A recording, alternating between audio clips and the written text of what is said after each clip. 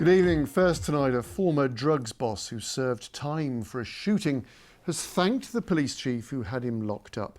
Our cameras were there when they met face to face. Carlus Grant used to run what officers described as Derby's most violent crime gang.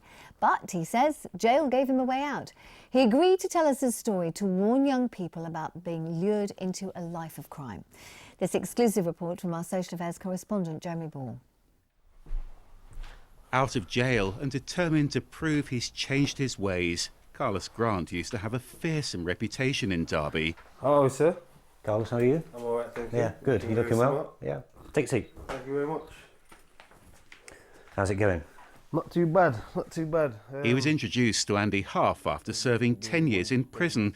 Now they've agreed to sit down and talk for the first time. How do people treat you now when they see you? I think some have a preconceived idea of what I'm like.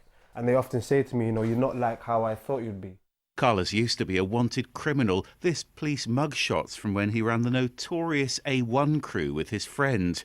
Andy was the senior policeman who set up a unit to tackle guns and gangs as their violence spiralled out of control. At that time, Carlus was about as dangerous as you can get. He and his colleague were the head of our most serious and violent gang.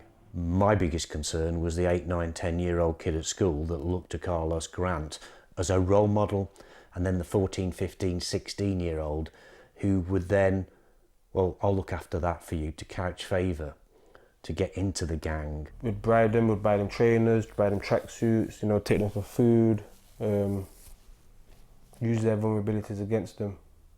I think it's grooming. The more weapons that we had and the more drugs that we needed to conceal, the more people we needed to effectively employ. 23-year-old Carlus Grant was convicted. It came to a head when a man was shot in the leg here at a Derby house party. Detectives established the gunman was taking orders from Carlus Grant. He was soon behind bars. Now he's had plenty of time for reflection. I do want to thank you and say thank you for giving me the opportunity, and it's strange how it came about, and it's strange that I'm able to sit here today and say it, but without that opportunity, like I said to you before, I don't think I would have found a way out. It started by me going to prison. I feel like I've got another chance at life, and how can I not be grateful? But others didn't get a second chance. Shortly after Carlus was locked up, this shooting cost a young life. The victim was 15-year-old Kadeen Blackwood, who'd fallen out with other members of the A1 crew. I just couldn't believe that it had ended like that. I definitely wasn't involved in it by law, but a part of me did feel like, you know, we had created this whole kind of atmosphere, this negative atmosphere, this gang culture, and for that I do feel responsible. Carlus says it was that murder that prompted him to join a so-called therapeutic community here at Grendon Prison, where inmates are encouraged to discuss and acknowledge the harm they've caused. He was supported through it by Joe Russo, the head of his old youth club, who now thinks Carlus could be a positive influence here.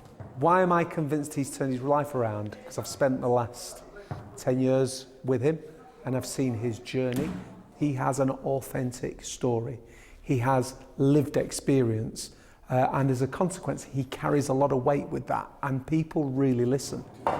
Carlus has the potential to have so much influence over young people, particularly in Allenton. He can show them that that's not a life you want to take, and he can be a very positive role model if he wants to be. Andy, thank you very much.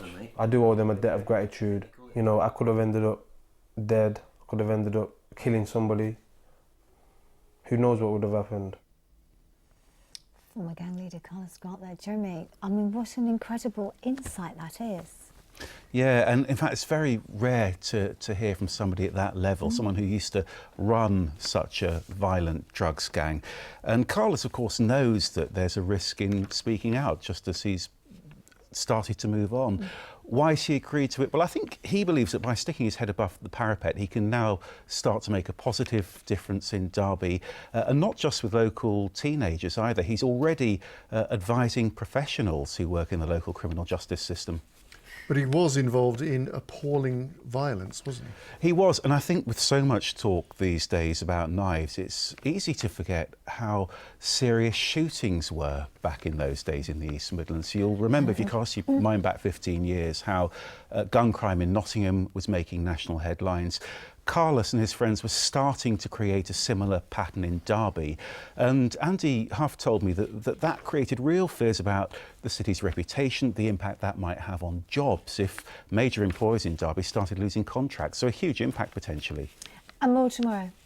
More tomorrow, yeah. Tune in for a gripping account of how he got involved in gangs in the first place, and also how that cycle of violence rapidly spiralled out of control. We also challenge him on whether he was terrorising Allington. Hear his response from 6:30, and more too on BBC Radio Derby at breakfast time.